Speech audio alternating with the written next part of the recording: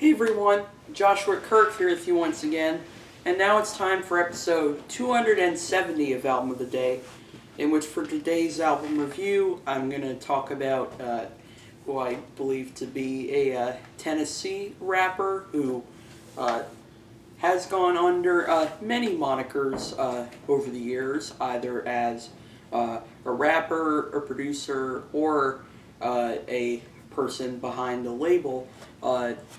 I am talking about the hip-hop artist known as R.A.P. Ferreira, or Rory Allen Philip Ferreira, also known as Milo, Scallops Hotel, and U.D.I.G. And I'm here to review his latest full-length album, which is his first project under the R.A.P. Ferreira name, released on March 6th, 2020. And the album is called Purple Moonlight Pages. And of course, as usual, it's released on Rory's own label, U.D.I.G. And it's the follow-up to a 2018 album that I can't really remember the full title of, and also one that I haven't really heard. But given that there wasn't really as much fanfare around that record, it kind of makes sense I didn't really get to hear it. However, how I first got into Milo was back in 2017 when he put out the album Who Told You to Think, and I definitely rank that among my favorite hip-hop albums of that year.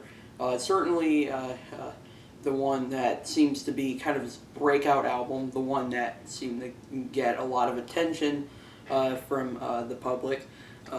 And loved how thought-provoking his rhymes were, how kind of eerie and sort of kind of strange the beats were. It was definitely a very meditative record, while also being a kind of unsettling one as well. Definitely among his best.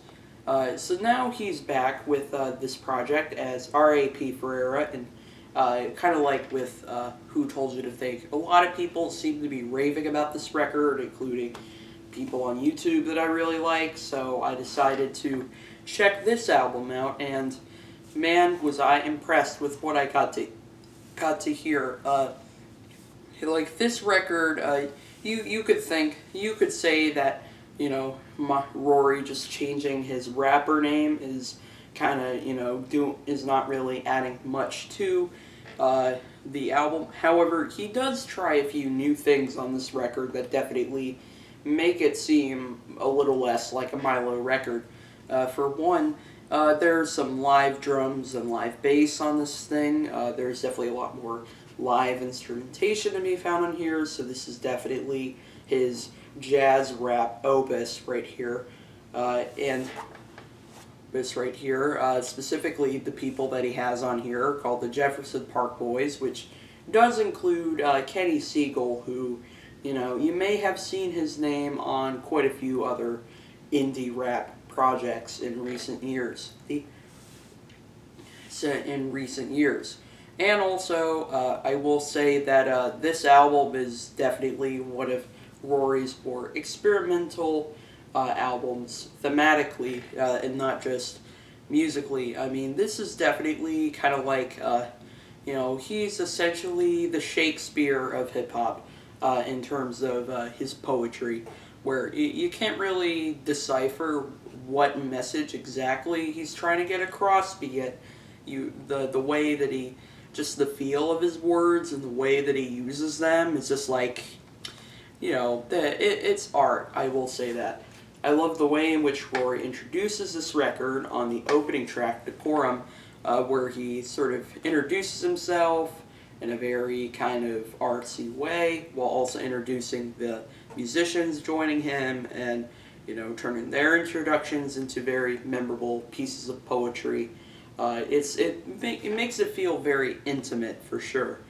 The next track, Greens, is this kind of piece of psychedelic jazz, but features a very interesting mix of sounds. Psychedelic bass playing, kind of African percussion rhythms, some Fender Rhodes piano on there, and also Rory, as usual, delivering plenty of thought-provoking bars, and sort of sounding as though he's also having a conversation with the listener too, which I think is really cool.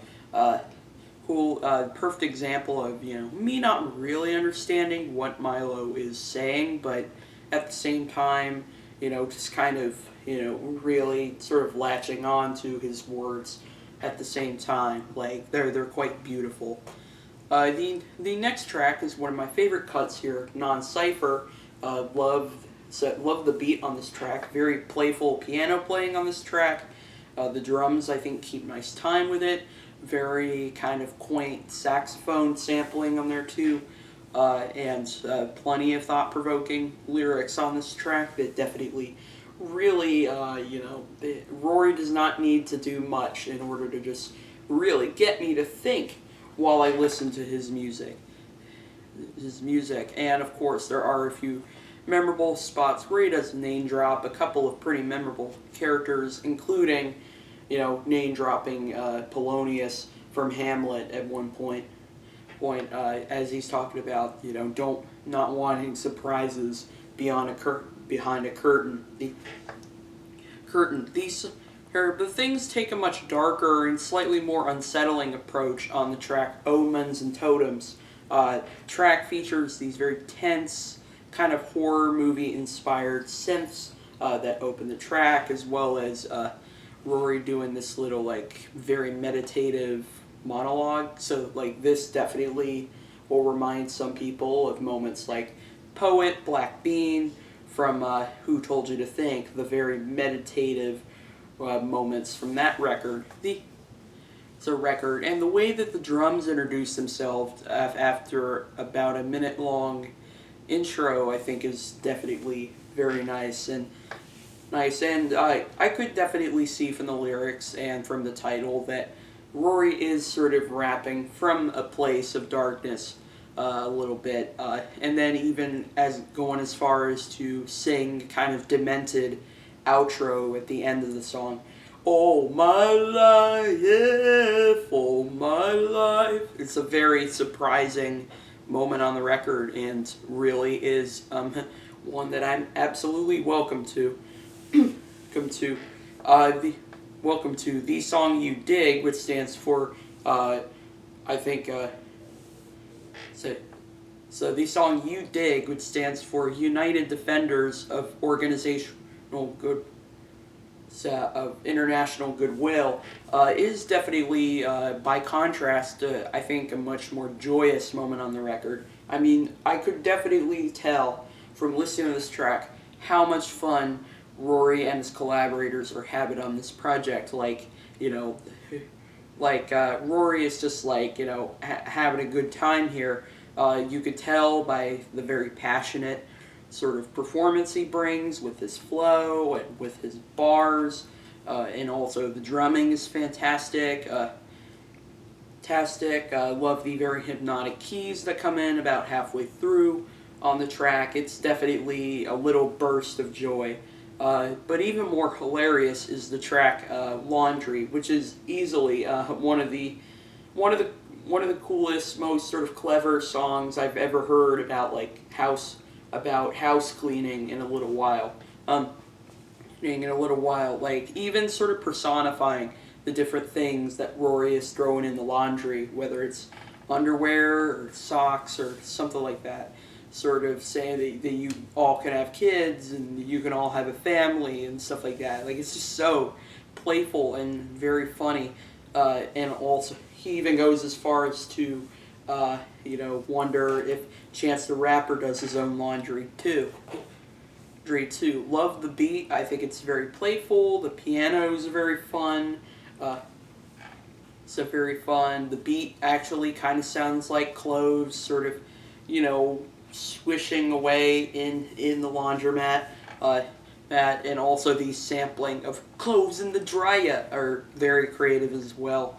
This is this is even the kind of thing even children could jam to, because it's just so playful and fun, and I just, this is one of my favorite tracks here. Seriously, I just can't get it out of my head. The next track, Dust Up, is definitely a more meditative moment on the record. Definitely somewhat kind of feels like an interlude a little bit, as, you know, there's no drums in it. It's like some kind of droney psychedelic keyboards, a bass line, and Milo delivering this very philosophical sort of rap on top of that. So rap on top of that. And I could tell just from the vibe of the beat that he's maybe even rapping from a place of kind of sadness a little bit, and stuff like that. That overall pretty good track. Even though I will say my main issue with the track is that because there is a lack of drums on the song, it sort of doesn't really have really a structure necessarily that would make it feel more cohesive. It sort of feels like it sort of feels maybe like a more tame moment on the record, mostly because, you know, it just sort of cries out, in my opinion, for some sort of beat to give it a much better form. The song Cycles, I think, has one of my favorite beats on the record. The bass line is somewhat psychedelic. It sort of sounds like it's put through maybe some sort of weird pedal or something like that. Also love the layers of keyboards. I think they're very quaint and gorgeous. I think the drums keep good timing with Rory's rapping, which I think is very impressive. Pretty much the whole story that Rory tells on this track is pretty much summed up by a couple of lines near the end. Funny how cycles work. Swear I just know my word. And also the little introduction that he does at the beginning, the little skit, I think is definitely very cool, and how it sort of really kind of brings you in as he's telling you, you know, it's gonna be a big summer. You know, a big summer. Summer. The song Absolutes has a bit of a Chicano rap sort of feel to it, with the sampling of flamenco guitars and maybe even some sort of chant as well. Makes the song feel very playful over some kind of off-kilter beats, eerie synths, and a really nice bass line. Over likely some of my favorite lyrics on the entire record, really showing that you know, Milo can really say a lot with words. That's for sure. You know, even in parts where he's, you know, just saying maybe a couple of things and not really a ton of words at once. The song No Starving Artists, despite the title sort of referring to, yes, you know, artists that are starving, that are trying to make their mark in, it's a mark in the world, but really this is a song about artists not really starving, but just starving to know, you know, why, you know, some rappers in the mainstream just want to, you know, talk about dying and things that make them sad and stuff like that. So like, it's a very thought-provoking, kind of very, I don't know, like Shakespearean take on a song where a rapper is sort of expressing their disappointment in the mainstream, not really showing much personality. Also love the beat on here, love the organs, love the bass on there, the kind of soulful vocal sampling, I think, gives it a really nice cartoonish sort of feel. It's definitely a moment definitely a very intelligent, very smart moment on the record. The song, so even if it does seem like one of the more conventional moments on the record, but even more conventional would have to be the track Leaving Hell, I mean, with its horns and with its drums, I mean, it definitely is one of the more accessible moments of Rory's career right there. Not so sure if it's my favorite track on here. I do find the lyrics to not really be quite as memorable, or as not really sticking out to me as like, oh, you know, that's a very cool thing to think about. And even the instrumental seems kind of gutless. Even though I think it is gorgeous, it definitely is undeniably beautiful. Just, you know, sort of doesn't really feel like Rory to me. to me. The track "Doldrums" is definitely one of the highlights here. It's very hilarious the way in which Rory introduces this rap by saying that he wrote this outside of Wegmans after they kicked him out for kicking too many rhymes.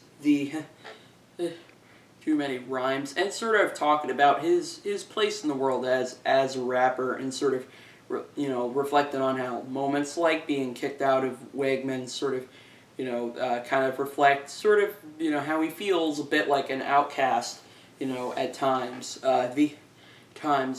Wonderful pianos on the track. Love the beat. I think it's the beat.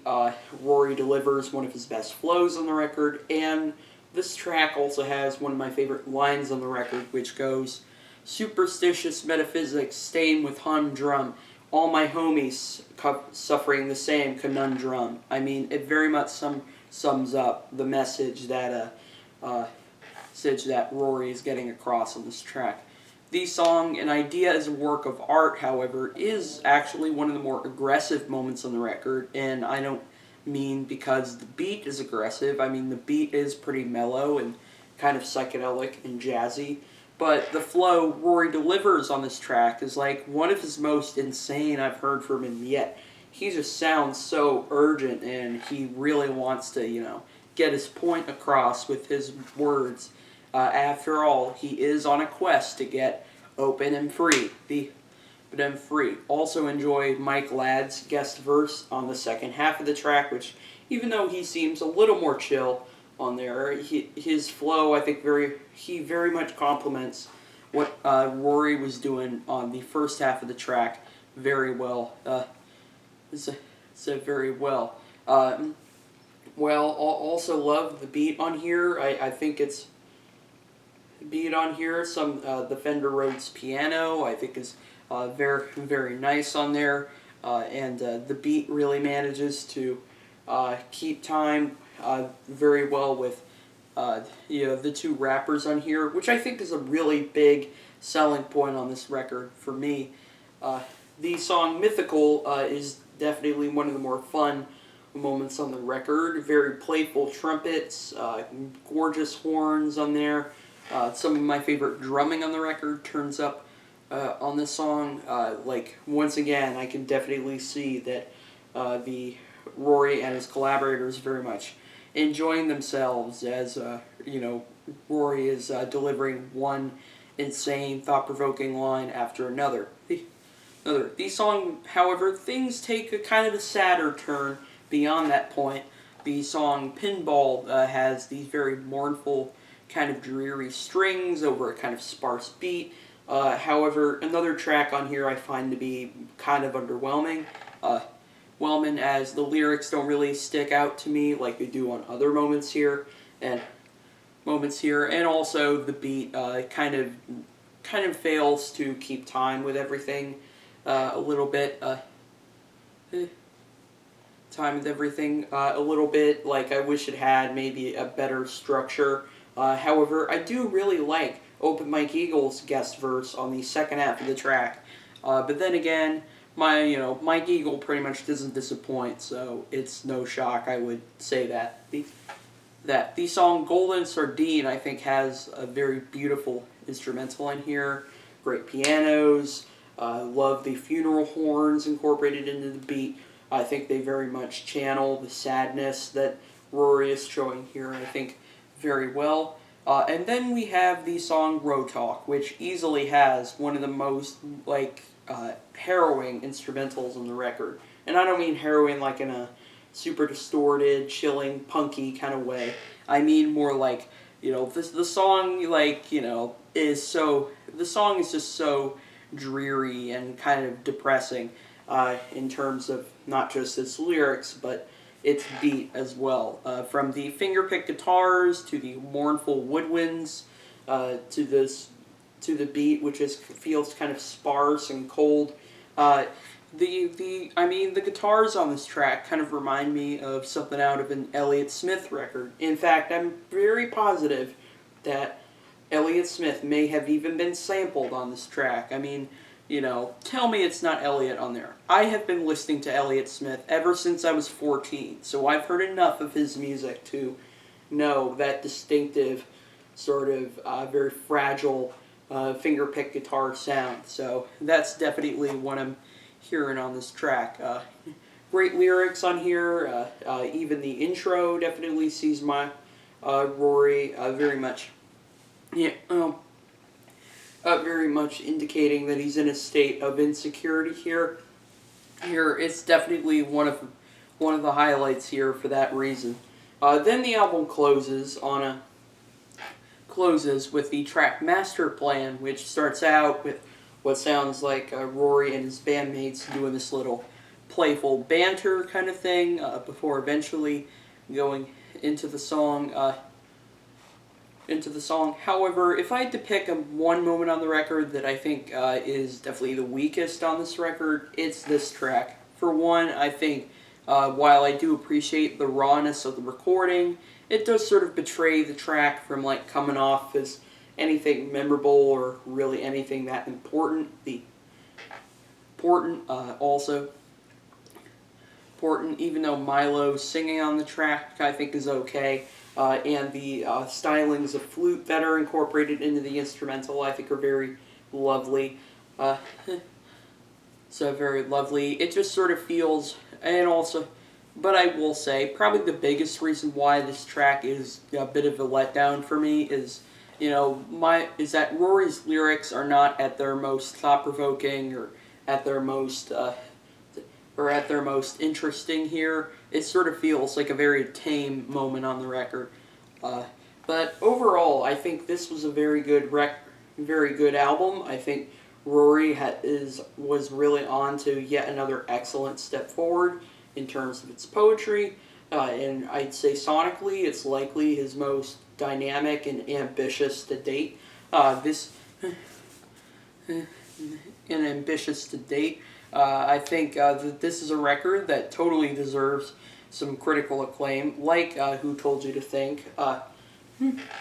And some of his best work, because I think Rory continues to stay relevant as one of the more interesting and one of the more provocative MCs, not just in underground hip hop, but really any hip hop at all.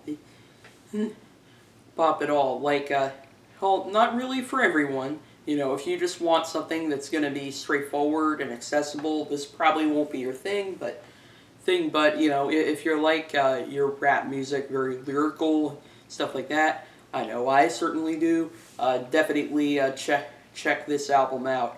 A couple of duds in there, sure, but still, for the most part, feeling a light 8 out of 10 for this new R.A.P. Ferreira record, Purple Moonlight Pages, and I'll see you for episode 271.